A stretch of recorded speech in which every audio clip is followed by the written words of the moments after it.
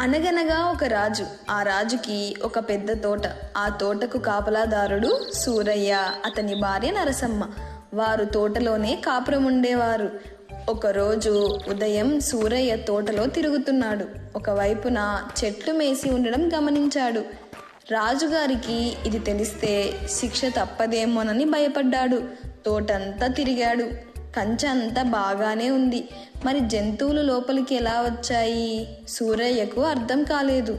ఆ రోజు నుండి ప్రతి రాత్రి సూరయ్య మాటు వేసి కాపలా కాశాడు. పున్నమి రాత్రి వచ్చింది. వెన్నెల పిండారిపోసినట్లు ఉంది.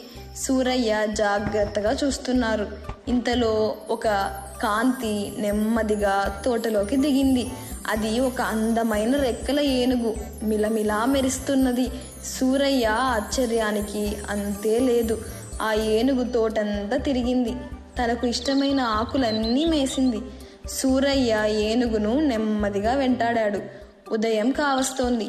ఏనుగు ఒక్కసారిగా గిహింకరించి పైకి ఎగిరింది. వెంటనే సూరయ్య ఆ ఏనుగు తోక పట్టుకున్నాడు.